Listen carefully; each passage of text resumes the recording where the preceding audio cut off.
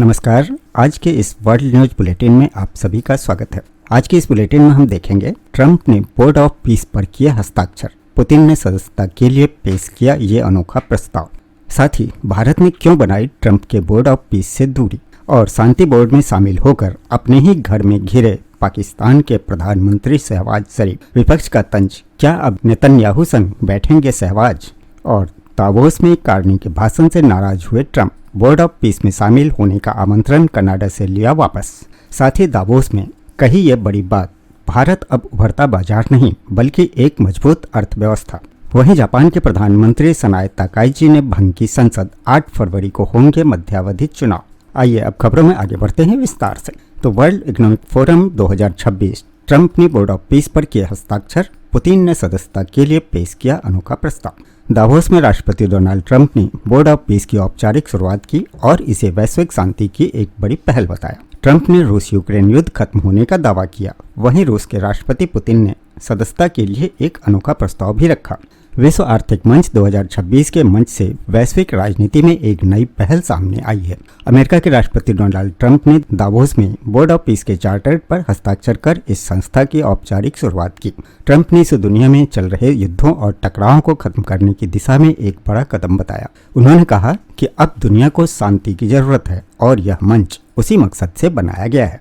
Davos में अपने संबोधन में ट्रंप ने इस दिन को बेहद खास बताया। उन्होंने कहा कि 1 साल पहले दुनिया आग में झुलस रही थी, लेकिन अब हालात बदल रहे हैं। ट्रंप ने दावा किया कि उनकी सरकार 8 युद्धों को सुलझाने की दिशा में काम कर रही है। उन्होंने यह भी कहा कि रूस और यूक्रेन के बीच युद्ध खत्म करने को लेकर काफी प्रगति हुई है। ट्रंप के मुताबिक बोर्ड ऑफ पीस दुनिया का सबसे प्रतिष्ठित मंच बन सकता है और इसमें ताकतवर देशों की भूमिका अहम होगी।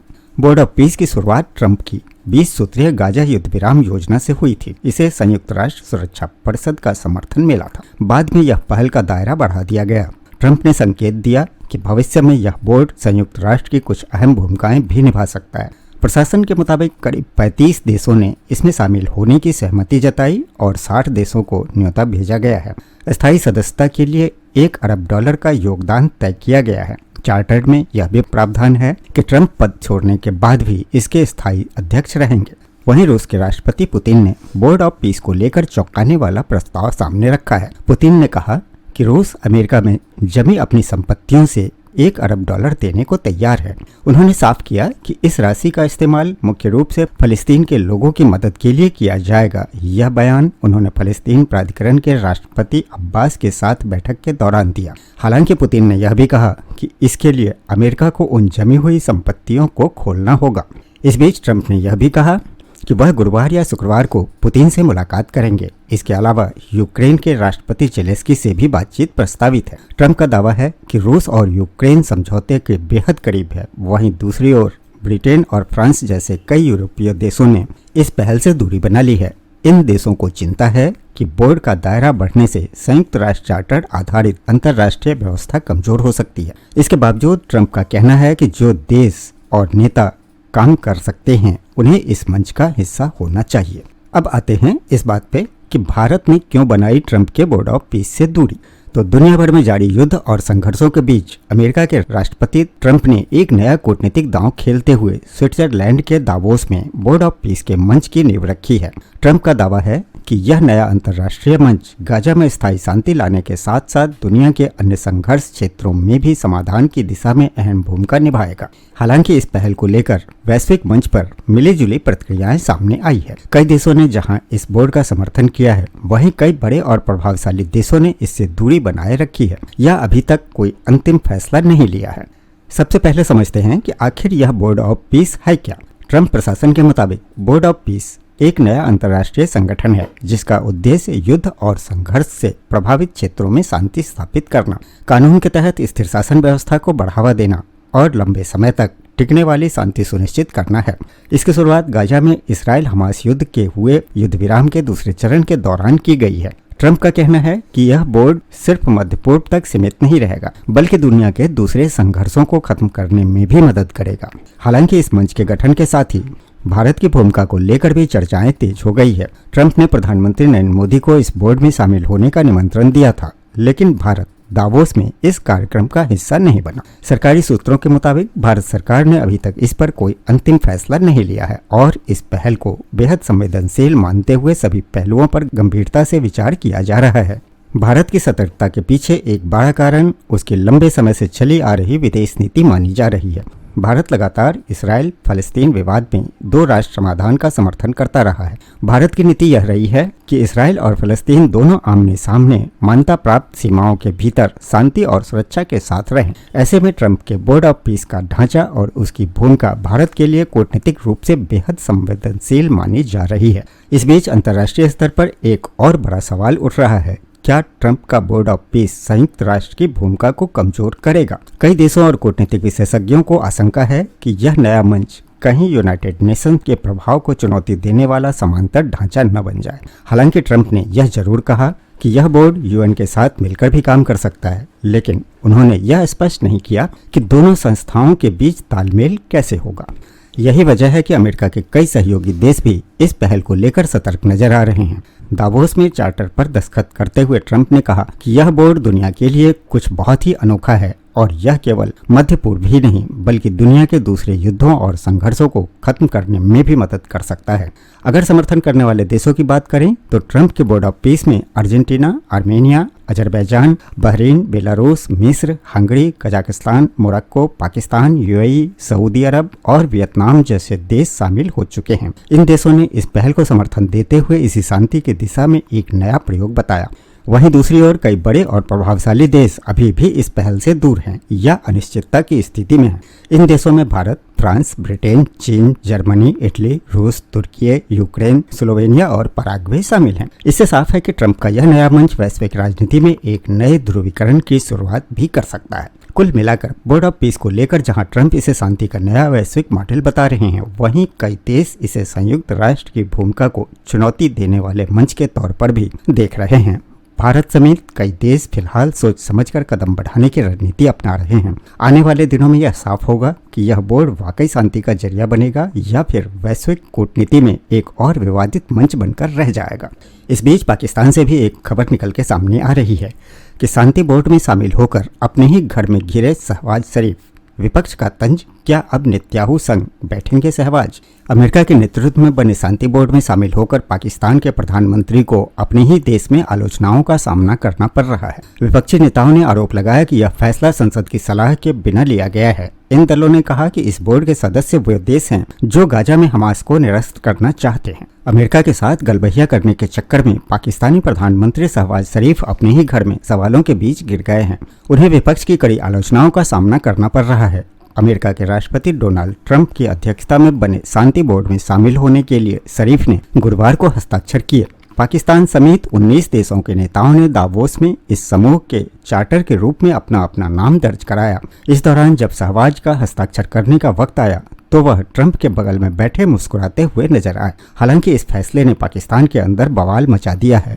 आइए पहले यह जानते हैं कि यह शांति बोर्ड क्यों बनाया गया है और इसको बनाने का विचार कहां से आया। शांति बोर्ड बनाने का विचार सबसे पहले गाजा युद्ध के दौरान आया, जब अमेरिका ने अपनी शांति योजना को पेश किया। यह बोर्ड गाजा में शांति की निगरानी करने के लिए बनाया गया, लेकिन यह बोर्ड अंतर्राष्ट्रीय संघर्षों के समाधान के लिए एक मध्यस्थ की भूमिका के दिशा में आगे बढ़ता दिख रहा है।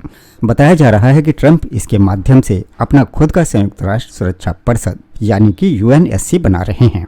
वहीं इस फैसले पर विपक्षी पाकिस्तान तहरीक-ए-इंसाफ इमरान खान की पार्टी पीटीआई के अध्यक्ष गौहर अली खान ने इस फैसले पर अफसोस जताया। उन्होंने कहा कि प्रधानमंत्री शरीफ ने किसी परामर्श के शांति बोर्ड में शामिल होने का फैसला किया। उन्होंने कहा, कल विदेश मंत्रालय ने कहा कि वह शांति बोर्ड में शामिल हो गया है। सरकार ने संसद को नजरअंदाज किया है।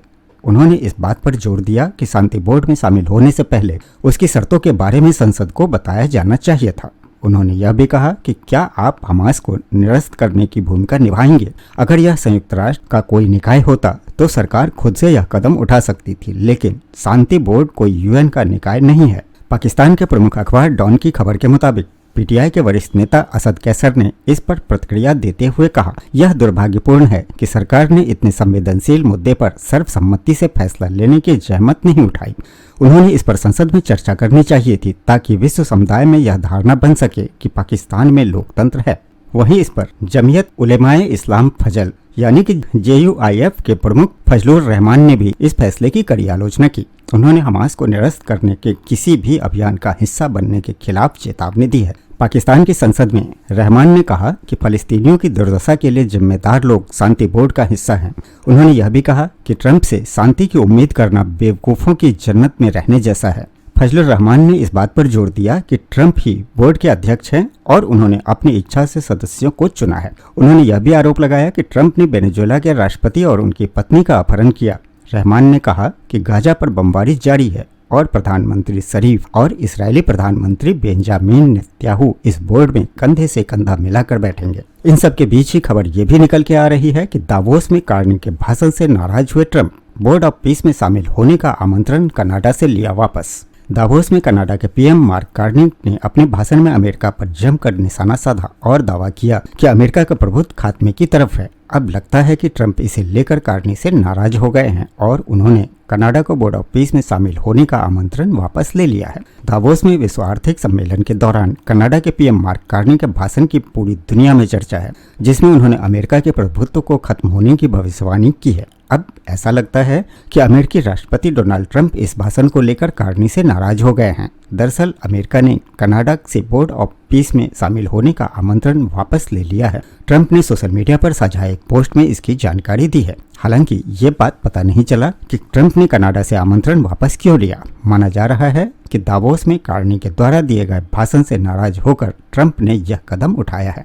डोनाल्ड ट्रंप ने सोशल मीडिया पर साझा एक पोस्ट में लिखा, प्रिय प्रधानमंत्री कार्नी, कृपया इस पत्र को इस बात का सबूत माने कि कनाडा के बोर्ड ऑफ पीस में शामिल होने के संबंध में आपको दिया गया आमंत्रण वापस ले रहा है, जो अब तक का सबसे प्रतिष्ठित बोर्ड ऑफ लीडर्स होगा।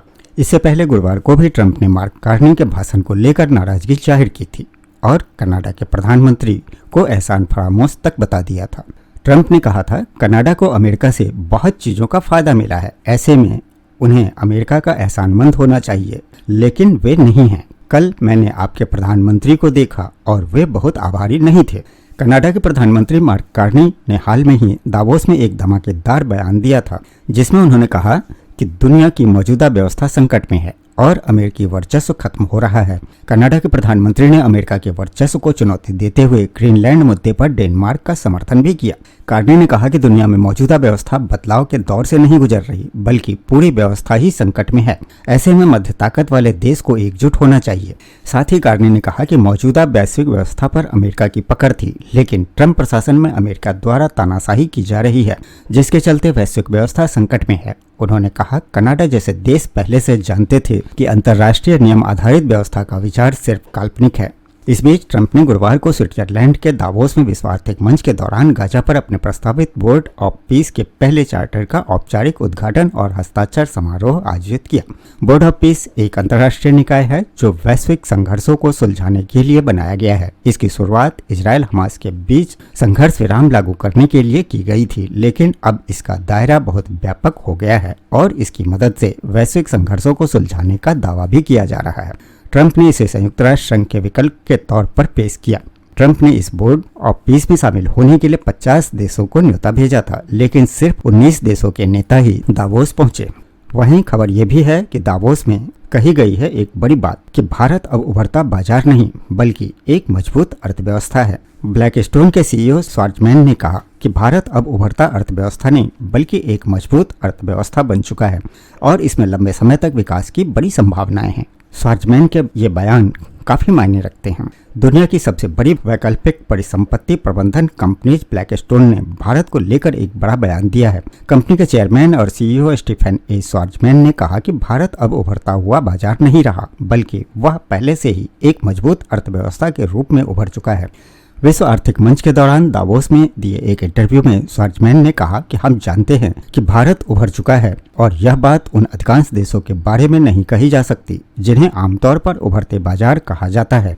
उन्होंने यह भी बताया कि ब्लैकस्टोन फिलहाल एशिया केंद्रित फंड के लिए बाजार में सक्रिय है और भारत कंपनी के लिए प्रमुख निवेश गंतव्य बना हुआ है। साथ ही आर्टिफिशियल इंटेलिजेंस को लेकर स्वार्जमैन ने कहा कि इसका प्रभाव बिजली के आविष्कार और भाप के इंजन जैसी ऐतिहासिक खोजों के बराबर होगा। उन्होंने यह भी कहा कि जिस बदलाव में पहले 50 साल लगे, एआई उसे सिर्फ 10 साल में कर देगा। हालांकि उन्होंने माना कि एआई सेक्टर में कुछ कंपनियों का मूल्यांकन जरूरत से ज्यादा है, लेकिन उन्होंने इसे 1999 और 2007 जैसी बाजार उन्माद की स्थिति नहीं बताया। भारतीय शेयर बाजार से विदेशी निवेशकों के बाहर निकलने पर स्वार्जमैन ने कहा कि शेयर बाजार भावनात्मक और अस्थिर होते हैं। उन्होंने कहा कि भारतीय बाजार पिछले 5 वर्षों में शानदार रहे हैं, लेकिन कुछ समय ऐसे भी आते हैं जब भारत कम आकर्षक लगता है और शेयर गिरते हैं। यह दीर्घकालिक तेजी के दौर में केवल अस्थायी गिरावट है। स्वार्जमैन ने भारत की आर्थिक क्षमता को विशाल बताया। उन्होंने कहा कि भारत की प्रति व्यक्ति आय करीब $3,000 है, जबकि अमेरिका में यह $70,000 से अधिक और चीन में लगभग $13,000 है। उनके मुताबिक भारत के पास लंबा विकास मार्ग है। यहाँ स्थिर सरकार, पूंजी की जरूरत, सुधार की संभावना और मेहनती व प्रतिभाशाली आबादी है। यही भारत के उज्जवल भविष्य का आधार है। ब्लैकस्टोन भारत में infrastructure, private credit, private equity और रियल एस्टेट जैसे क्षेत्रों में निवेश बढ़ाने की योजना बना रहा है। कंपनी पहले ही भारत में सबसे बड़े विदेशी निवेशकों में शामिल है। इंटरव्यू के दौरान एक भावुक पल भी आया जब स्वार्जमैन को अपनी पत्नी का फोन आया, जिसमें उन्होंने बताया कि उनके बेटे और निर्माता टेडी स्वार्जमैन की फिल्म ट्रेन ड्रीम्स को 98वें अकादमी पुरस्कार के लिए नामांकन मिला है। यह सुनकर स्वार्जमैन ने खुशी जताई और उत्साह में अपना हाथ हवा में उठाकर लोगों का अभिवादन भी किया। इन सभी वैश्विक व्यवस्थाओं के बीच एक खबर ये भी निकल के आ रही है कि जापान के प्रधानमंत्री सनाए ताकाइची ने भंग की संसद। 8 फरवरी को होंगे मध्यावधि चुनाव। वैश्विक परिस्थितियों के बीच चीन के साथ जापान का तनाव भी बढ़ा है। ताकाइची की ताइवान समर्थक टिप्पणियों के बाद बीजिंग ने कड़ा रुख अपनाया। इसके साथ ही अमेरिका के राष्ट्रपति डोनाल्ड ट्रंप ने भी जापान पर रक्षा खर्च बढ़ाने का दबाव बना रहे हैं। जापान के प्रधानमंत्री सनाए ताकाइची ने शुक्रवार को संसद के निचले सदन को भंग कर दिया, जिससे देश में 8 फरवरी को मध्यावधि चुनाव का रास्ता साफ हो गया है। ताकाइची ने यह फैसला केवल 3 महीने के कार्यकाल के बाद ही लिया है। अक्टूबर में जापान की पहली महिला प्रधानमंत्री चुनी गई ताकाइची को अब तक लगभग 70% की ऊंची लोकप्रियता मिली है। माना जा रहा है कि वह इसी लोकप्रियता का लाभ उठाकर सत्तारूढ़ दल की स्थिति मजबूत करना चाहती हैं, जिसे हाल के वर्षों में भारी नुकसान झेलना पड़ा है। हालांकि संसद भंग होने से उस बजट पर मतदान टल गया है, जिसका उद्देश्य कमजोर अर्थव्यवस्था को सहारा देना और बढ़ती महंगाई से निपटना था। 465 सदस्यीय निचले सदन के भंग होने के साथ ही 12 दिनों का चुनाव प्रचार अभियान शुरू होगा, जिसकी औपचारिक शुरुआत मंगलवार से होगी। प्रधानमंत्री ताकाइची ने कहा कि वह चाहती हैं कि जनता तय करे कि उन्हें प्रधानमंत्री बने रहना चाहिए या नहीं। उन्होंने यह भी स्पष्ट किया कि इस चुनाव को अपने राजनीतिक भविष्य से जोड़ रही हैं। सख्त रुख वाली पार्टी रूढ़िवादी नेता ताकाइची अपने पूर्ववर्ती शिगेरू इशिबा से अलग नीतियों को सामने रखना चाहती है। उनके एजेंडे में ज्यादा सरकारी खर्च, सैन्य ताकत में इजाफा और कड़ी आवर्जन नीति शामिल है, ताकि जापान को मजबूत और समृद्ध बनाया जा सके। हालांकि ताकाइची की छवि युवा मतदाताओं में काफी लोकप्रिय है, लेकिन सत्तारूढ़ लिबरल डेमोक्रेटिक पार्टी LDP अभी भी राजनीतिक फंडिंग घोटाले के असर से उभर रही है। इसके चलते कई पारंपरिक मतदाता उभरती दक्षिणपंथी विपक्षी पार्टियों की ओर रुख कर चुके हैं। प्रधानमंत्री का लक्ष्य इस चुनाव के जरिए निचले सदन में मजबूत बहुमत हासिल करना है, ताकि उनकी सरकार बिना विपक्ष पर निर्भर हुए अपने एजेंडे को आगे बढ़ा सके। तो ये थी वर्ल्ड न्यूज बुलेटिन। यदि वीडियो पसंद आई हो तो लाइक करिएगा, साथ ही अपने सभी दोस्तों में शेयर भी कर दीजिएगा। चैनल पर यदि पहली बार हैं तो चैनल को सब्सक्राइब करना तो बिल्कुल भी न भूलिएगा। और हाँ, इन वैश्विक परिस्थितियों के बारे में आप अपनी क्या राय रखते हैं, कमेंट में लिखिएगा जरूर। फिर मिलते हैं अगली वीडियो में। जय हिंद, जय भारत।